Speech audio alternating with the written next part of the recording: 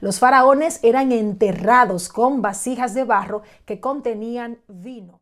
Hola, ¿qué tal? Soy Mariela Almanzar y en el día de hoy te voy a hablar de la historia del vino. El vino se produjo por primera vez durante el Neolítico, según los testimonios arqueológicos hallados en los montes Zagros, en la región que hoy ocupan Irak e Irán, gracias a la presencia de Vitis vinifera silvestris y la aparición de la cerámica durante este periodo. La evidencia más antigua de la producción y consumo de vino es una vasija del año 5400 a.C., hallada en el poblado neolítico del Ahil Firuz Tepe en los montes Zagros. Aunque existen indicios de que el cultivo de la vid y la elaboración de las bebidas a partir de uvas en forma de zumos con añadido de azúcares ya se realizaban en torno a los años 6000 y 5000 a.C., pero no es hasta la Edad de Bronce en el 3000 a.C. cuando se estima que se produjo el verdadero nacimiento del vino. Han encontrado indicios que fijan el origen de la primera cosecha de vino en Sumer, con las fértiles tierras regadas por el Tigris y el Éufrates en el próximo Oriente, en la antigua Mesopotamia. Las orillas del Nilo fueron tierras de cultivo de la vid y en torno a estas plantas se desarrolló toda una actividad laboral e industrial. Los egipcios fermentaban el mosto en grandes vasijas de barro y producían vino tinto. El vino se convirtió en un símbolo del estatus social y era elaborado en ritos religiosos y festividades paganas. Los faraones eran enterrados con vasijas de barro que contenían vino. Este se guardaba en las ánforas durante varios años, teniendo más valor el vino viejo que el nuevo. Y mira, eso ocurre en la actualidad también. Los alfareros grababan en las ánforas la fecha de elaboración y la calidad del mosto. La adaptabilidad en la vid, Vitis vinifera, favoreció su expansión por Europa occidental a través de las rutas comerciales, llegando hasta China. Se cree que la vid llegó a la península ibérica antes que los fenicios, en torno al 3000 a.C. En el 700 a.C., el vino llega en su proceso expansivo a la Grecia clásica. Los griegos tomaban el vino aguado. Se empleaba en ritos religiosos, funerarios y fiestas populares. Además, asignaron el vino una divinidad, Dionisos, que aparece siempre representado con una copa en la mano. La elaboración del vino se introduce en Italia en el 200 a.C. Los romanos adoptan al dios griego del vino, cambiándole el nombre. Así, de Dionisio se convierte en Baco, símbolo de la festividad asociada al consumo de vino. Comienzan a experimentar con los injertos de vides. Plinio el Viejo dedica un libro entero a describir las diferentes variedades de uva existentes en la época y deja testimonio de que ya se elaboraban más de medio centenar de vinos distintos. También comienzan a utilizarse cubas de maderas para transportar el vino. Los romanos celebraban cada año la fiesta de la vendimia. El primer mosto era mezclado con miel. Obtenían lo que se conocía como mulsún, una apreciada bebida que se servía al comienzo de los banquetes, y el resto se almacenaba para que fermentara en varias tinajas de barro. El vinatero, que es el antecesor del bodeguero moderno, añadía al vino sustancias para blanquearlos, porque los vinos blancos eran los más valorados por los romanos, de forma que se clarificaban. Realizaba maceraciones con hierbas para proporcionarles aromas o guardaba parte de la cosecha en ánforas durante 15 o 25 años para que el vino madurara, lo que era muy apreciado por los patricios romanos. Era símbolo de riqueza, poder y lujo el vino blanco y se servía en copas de cristales en las casas de los nobles, mientras que el vino tinto se servía en las tabernas populares. El vino se convierte en una importante actividad económica, incluso se importan vinos traídos de Grecia.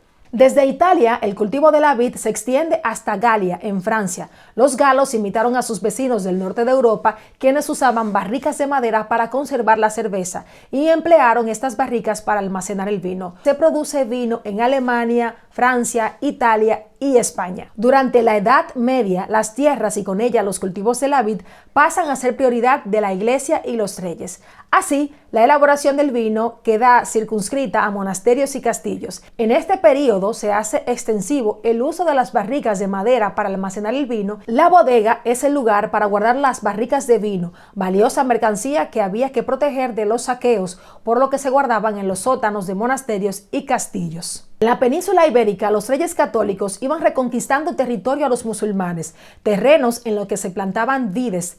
Tras la reconquista, se plantan vides en el Camino de Santiago, en las zonas de La Rioja y Ribera del Duero. A partir del siglo XII comienzan a plantarse viñedos en Cataluña y en la zona de Jerez. Durante el siglo XV se lleva el vino a las Islas Canarias, datándose el cultivo de la primera vid en el año 1497. La Rioja se constituye como lugar emblemático en la producción de vino. Esta fue la primera región española donde se comenzó a embotellar el vino durante el siglo XI. El embotellado supone el paso de los vinos de consumo transportados a granel en barrica a unos vinos de mayor calidad. El vino en la Edad Moderna. Los colonizadores españoles llevaron la vid al Nuevo Mundo y empleaban las materias primarias de allí traídas, café, cacao, entre otros, para comerciar con ellas. En Burdeos del vino se cambiaba por café, mientras el Renacimiento avanzaba y acababa con el oscurantismo medieval en todos los sentidos. Se abre una nueva etapa en la historia del vino en los siglos XII y XIII de las técnicas de vinificación. En este periodo, los vinos de Borgoña, Burdeos y Champaña de Francia adquieren parte de su posterior fama mundial gracias en gran medida a los comerciantes del norte de Europa. Comienzan a utilizarse las botellas de vidrio para conservar el vino y se inventa el tapón de corcho. También en este momento, el monje Dom Perignon descubre cómo fabricar el vino espumoso en la región de Champagne. ¿Cómo queda el tronco del árbol cuando se le quita la cáscara o la corteza, como ustedes lo conozcan? Ustedes ven así que se ve como rojo. No, eso se raspa, se le quita y luego se hace un proceso.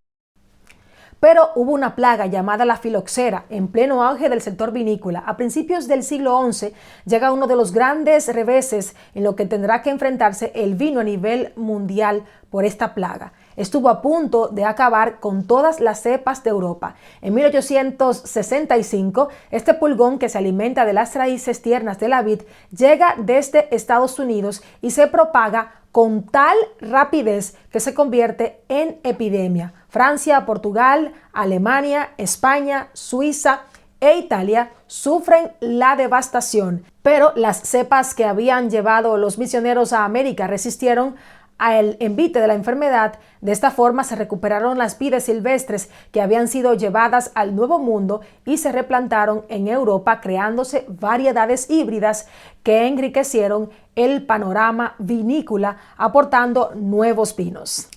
La viticultura debe su mayor desarrollo a la propagación del cristianismo por ser el vino necesario para la celebración de las Eucaristías. Los monasterios, con sus propios métodos de elaboración y extracción, fueron los precursores de la viticultura y la vinicultura, dejando huellas tan claras como los vinos priorato, provenientes de la palabra prior. En los últimos 100 años, los viticultores y las bodegas se han ido adaptando a los nuevos tiempos y las técnicas de vinificación han vivido cambios y grandes evoluciones que han beneficiado a los vinos y especialmente a quienes los consumen. Desde que Louis Pasteur explicara por qué se producía la fermentación, porque se creía que eran cosas de dioses, los productores han iniciado un camino en la búsqueda de vinos de mayor calidad. Países como Italia, España, Estados Unidos, la Argentina, Chile, Nueva Zelanda, Portugal y otros tienen los mejores vinos del mundo. Y para nadie es un secreto que en Europa hay una gran cultura de consumir vino.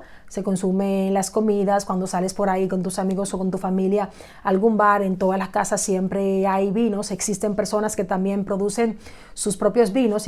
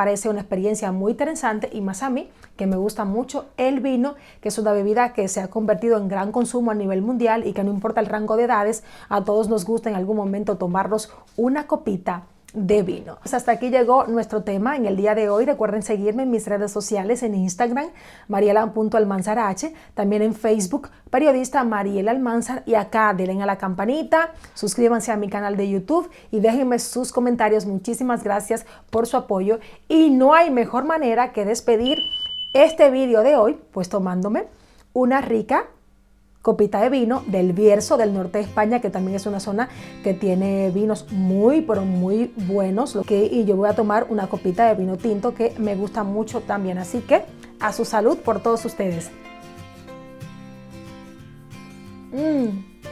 Riquísimo. Este vino está muy, pero muy bueno. Nada, señores, será hasta la próxima. Dios les bendiga. Chao.